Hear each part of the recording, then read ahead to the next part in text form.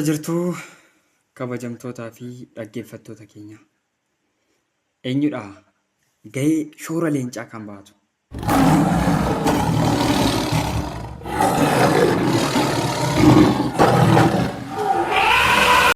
Afaan kunaa guddatu teekinooloojii ittiin baranna.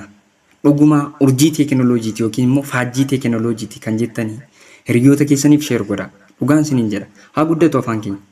Afaan Indiyaa ilaalaa. Indiyaan nu caala miti baay'inni isaanii. Afaan uummata dubbattoota miiliyoona 60 dubbatamu kana teekinooloojiidhuma abuurree ittiin biyya barsiifna malee nuti gana afaan namaatiin hin rakkannu jechuudha. Dhaloonni si booda haa baratu, ati har'a jabaadhu. Biyyaansa ani yoon hojjedhe ati sheer gochuu hin dadhabdu jechuudha. Kanaafuu koomentii jala galiitoo waan sitti tolu, waan yaadni keessatti dhufe naaf barreessi. Jajjabina naaf taasisun immoo sheer godhi hiriyoota keessaniif. Don't forget to share, subscribe. Okay, this is introduction to computer programming chapter 1. Chapter 1 tokko jennee jalqabneerra. Kottan duukaa bu'aa.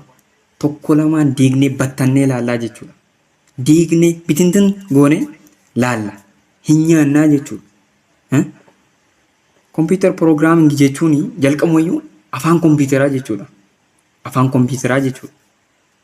Afaan kompiitaraa kana beekuun dura kompiitarumayyuu beekuu qabna. What is computer kan jedhu beekuu qabna. What is computer?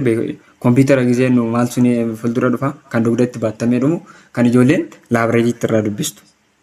Sana miti computer. Isa miti computer. Don't forget. So visually learning system. Okay, sistema kana visually ilaala asirra. Isuma asirraa argaa jirtan kana ilaa koodii tasatti mul'achaa jira jechuudha. Koodii yoo ilaaltanii asirraa koodii yoo isinitti mul'ate kun koodiidha jechuudha. Kuni koodiidha jechuudha.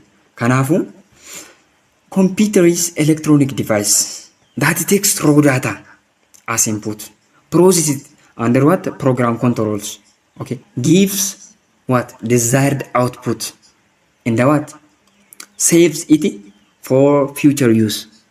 Gara fuulduraatti itti fayyadamuudhaaf kan maal goonu save nuuf godhu jechuudha. Kanaafuu waan gurguddaa arfan kana qabadhu. Nigaa 4 key points maalidha? Example itti deebina.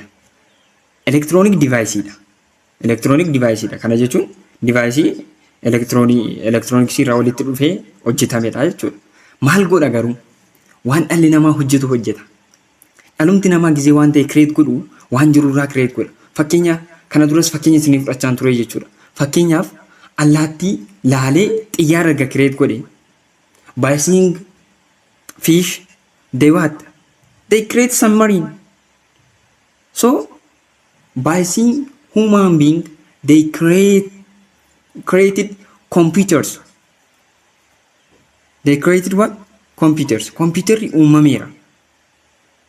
So computer kun erga akka dhala namaatti uumamee fakkeenyuma dhala namaa kana isiniif hubadheen wal isiniif qabsiisaa jechuudha. Easily understand akka gootanitti waan jiru waan naannoo keetti itti fayyadamtu fakkeenya fudhachaarraan si barsiisaa jechuudha. Jalqaba maqaa namaa tokko waamuun dura jalqaba namicha sana ni ilaaltaa jechuudha. Erga ilaaltee sammuu keetti fidda. Sammuu kee keessa naannessitee booda process erga gootee booda text input karaa kam? Karaa sense organ. Sense organic karaa ija kee gara sammuu keetti fidde. Dhaggeeffadhu. Karaa qaba. Karaa inni gara sammuu isaatti fidu. Computer sammuu qaba. Karaa ittiin sense organic qaba. Akkuma qaamni namaa sense organic shan qabnu computerri sense organic qaba sittan hima. Kanaafuu sana booda gara sammuutti fida. Erga gara sammuutti fidee process godha. Maal? Sammuun kee process godhee maqaan namicha kanaa eenyudha, maqaan mucaa kanaa, maqaan mucattii kanaa eenyudha jedhee deebii kennaa jechuudha. Deebii kenna maqaan ishee caaltuudha. Caaltuu jedhee waamtaa jechuudha. Sana booda produce output jechuudha inni immoo. Outputii waamtee yoo jettee hawwaatte jechuudha. Sana booda computerris jalqaba daataa ofitti fudhata. Daataa sana process godha sammuu isaa keessatti, brain isaa keessatti. Sana booda produce output, desired output. Akka nuti barbaannetti outputii gaarii nu baasa jechuudha. Outputii gaarii. Informationii nu baase sana immoo store gochuu danda'a. Maaliif? Deebinee akka itti fayyadamnuuf nuuf baasuu danda'a jechuudha. Computerri maaliif fayyada? Applicationin computeraa maalidha? Evolutioniin computeraa maalidha? Computerri immoo kompoonentii meeqa qaba? kan jiru overview isaa dabnee ilaalle computer architecture ilaalle algorithm in the flow chart ilaalle ni xumurraa jechuudha. Chapter ishee kana because waa'ee computeraa hubatteetta waan ta'eef computerri kan daataa ofitti fudhatu kan process godhu kan output kennu yookiis immoo kan deebii kennu akka nuti barbaannutti desired output kan deebii nuuf baatu sana booda save godhee kan nuuf ol kaa'u. That is computer. Electronic device that takes input as raw data, takes raw data as input, then process that data, then gives desired output, save it for the future use. Okay? That is computers, bro. That is computers. So, benefit of computers. Maalidha faayidaan computer? Benefit of computers. Let us see some benefit of computers. Computers are incredible in speed, perfect accuracy, and a massive capacity without fatigue. Speed olaanaa qaba, accuracy olaanaa yookiin immoo sirrummaa isa jennu jechuudha. The amount of precision isa jennu jechuudha. And a massive capacity without fatigue. Hamma dandeettii hojjechuu olaanaa qaba dadhabbii tokko malee jechuudha. Computer. Faayidaan computeraa kanadha jechuudha. Nama miliyoona tokko bakka bu'uu danda'a jechuudha. Waan computerri tokko hojjetu namni miliyoonni tokko hojjechuu hin danda'u. That is it. That is the benefit of computers. Take this key points. Even yoo qormaata irratti dhufes yoo namni si gaafates maalidha faayidaan computeraa jennaan computerri speedii qaba. Kan namni sa'aatii guyyaa tokkotti hojjetu maayikiroo sekeendii keessatti hojjeta. Accuracy qaba. Isa namni 100 keessaa 20 argatu 100 irraa 100 argata. Hin dogoggoru. Large capacity dha. Dandeettiin isaa olaanaadha. Dandeettii olaanaa qaba. Baay'ee kuusuu danda'a. Hin dadhabu sa'aatii 24 per 7 days. 24 hours per 7 days hin dadhabu. Torbee guutuu sa'aatii guyyaa keessatti sa'aatii 24 hin dadhabudha. Inni kan biraa eessatti apply ta'a? Computerii eessatti apply ta'a? Application of computers kan jennu jechuudha. Application of computers kan jennu jechuudha. So application of computersiin bakkuma inni ittiin fayyadamnu hin jiru jechuudha guyyaarra. Guyyaarra computerii bakkuma inni ittiin fayyadamnu hin jiru. Common applications warri nuti jennu railway reservations,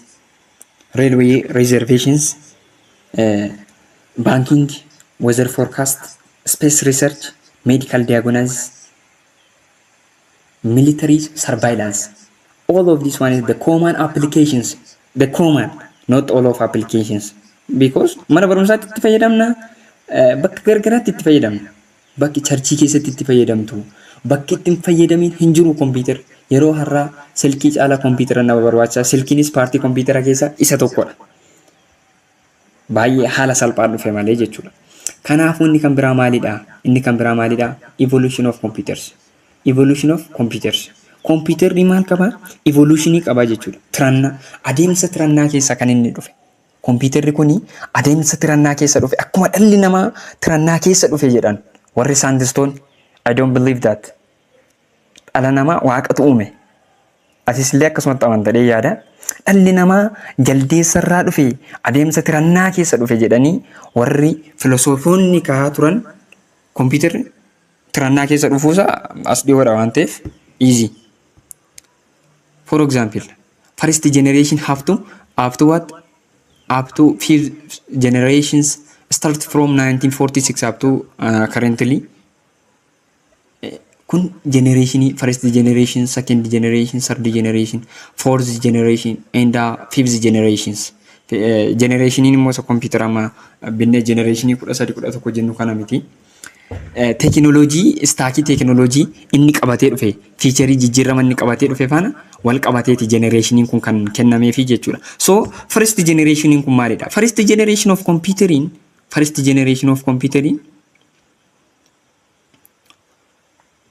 vacuum tube yookiis computer guddaan haga mana kanaa qabatu. It takes large space.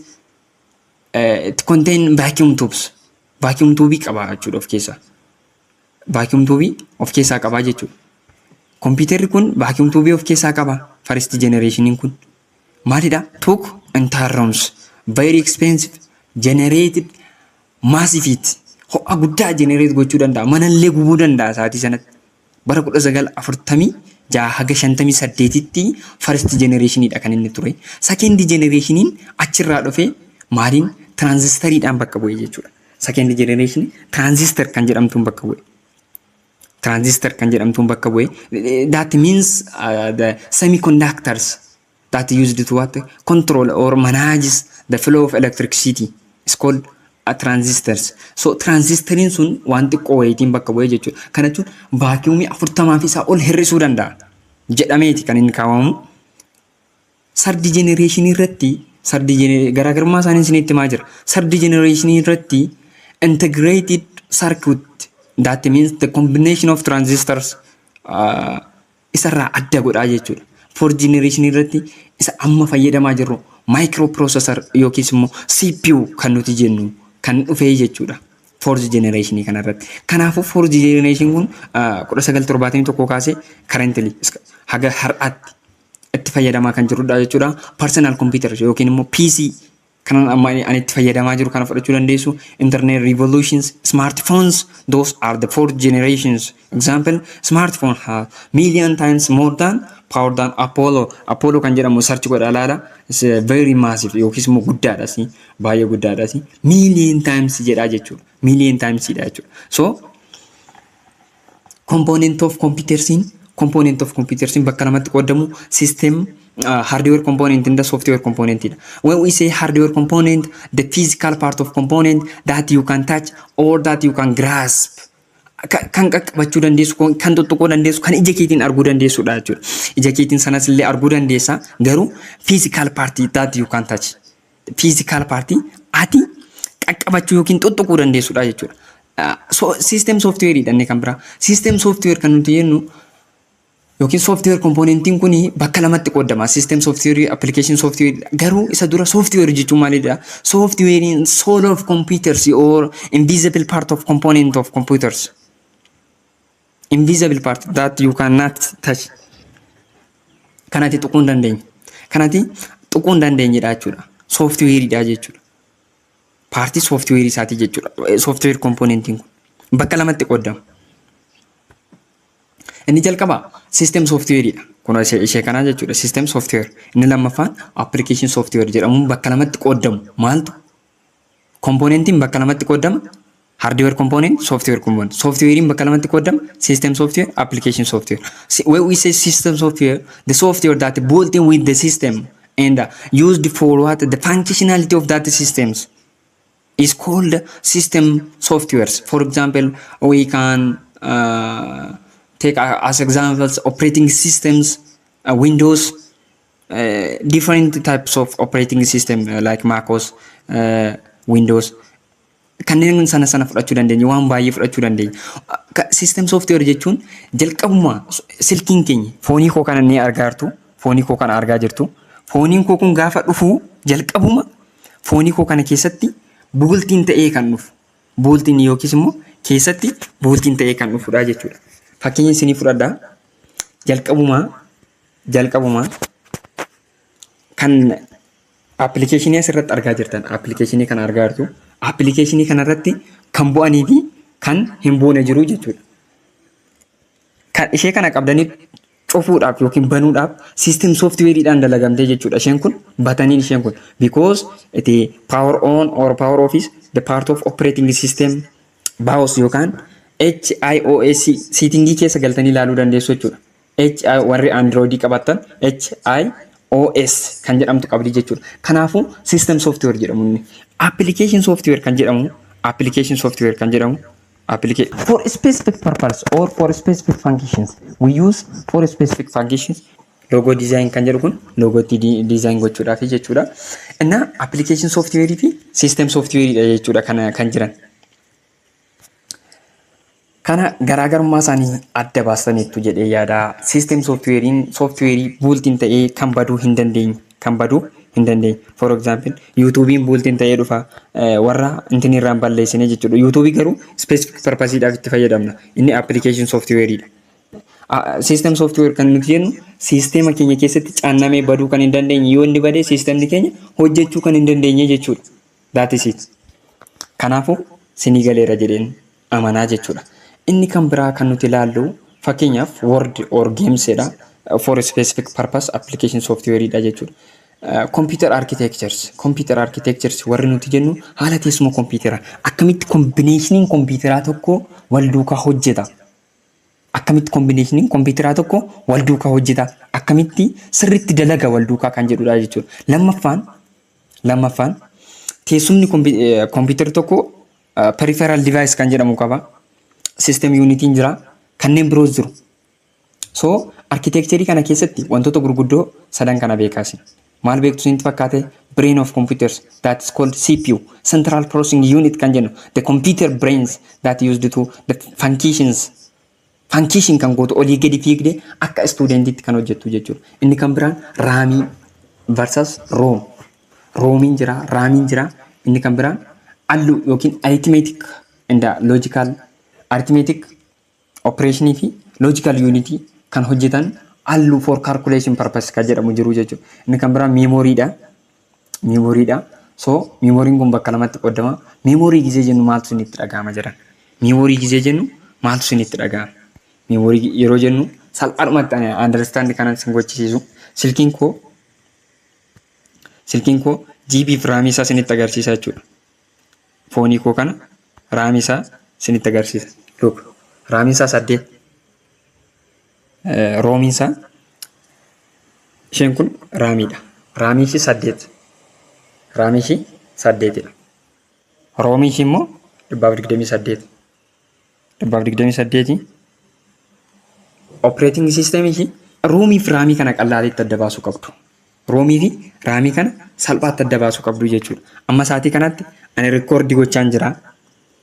Warri asirra taa'an kuni warra asirra taa'aa jiran kun RAMidha. Temporary storage yookiis immoo volatile yoo cufte iddoo kana yoo tuqte ni badaa jechuudha. Warri asirraa scroll goonee ilaalaa jirru kun jechuudha. Warri asirratti kuufamanii jiran kun akkuma argaa jirtan RAMidha. Random access memory that used to what? Store for what? For little time, for temporary time, temporary storage. Yeroodhaaf kan kuufnu, yeroodhaaf nu kuusuuf kan fayyadu. Fastidha, baay'ee fastidha. Maaliif fayyada isinitti fakkaata? Raamii guddaa qabaachuuf xiqqoo qabaachuun. Raamii guddaa qabaachuu fi xiqqoo qabaachuun difference isa isinii himaa jechuudha. Roomiin akkuma argitan read only memoryidha. Memory irratti kuusuuf qofa fayyadamnudha. Memory irratti kuusuuf suuraa keessan, viidiyoo keessan, wantoota garaagaraa irra kaa'uuf kan isinitti fayyadamtanii jechuudha. Roomii jedhama jechuudha. Kanaafuu raamii fi roomii itti deebinee kophaatti isiniin hojjedhaa. Waa'ee kanaa yoo barbaadan viidiyoo next irratti isinii hojjedhaa jechuudha. Algorithm in the flowchart. Algorithm in the flowchart. Algorithm in the flowchart. Algorithm fi flowchart. So asitti imagine na jalaa badee visual representation of algorithm is called flowchart. The diagrammatic representation is called flowchart. Algorithm jalqaba programming fi software isin ibsa. Programming language isin ibsa. Programs means the set of instructions that used to write instructions to guide computers what to do. To guide computers what to do. Instruction computer tokko guide godhu, computer tokko ajaju, procedure computer tokko ajaju, computerichi function wayii akka hojjetuuf programming jedhama. Programming jedhama. Adda naa baasa. Program is what? Writing, the process of writing instructions. Instructions. To what? To guide, to manage computers what to do. Computerri maal akka hojjetu kan ittiin ajajnu programming jedhama. Yookiis immoo software jechuu dandeessu. Softwarein programming ta'ee, part of programming ta'ee maal gochuuf kan fayyadu? Hardware tokko manage gochuuf kan fayyadu. Instruction that tell hardware what to do is called software. So programming fi softwarein programmers part of programmers person programming develop godhuudha. So software fi programming tokko yoo jenne hin dandeenya jechuudha. Maaliif computerri hardwarein computer keenya tokko maal akka hojjetu kan nutti himudha waan ta'eef jechuudha. Kanaafuu asirratti wanti isin beekuu qabdan gaafa filoo chaartii fi algooriizimiin argitan nahuun qabdan jechuudha. Paartii qormaataa keessaa paartiin tokko ishee kanadha.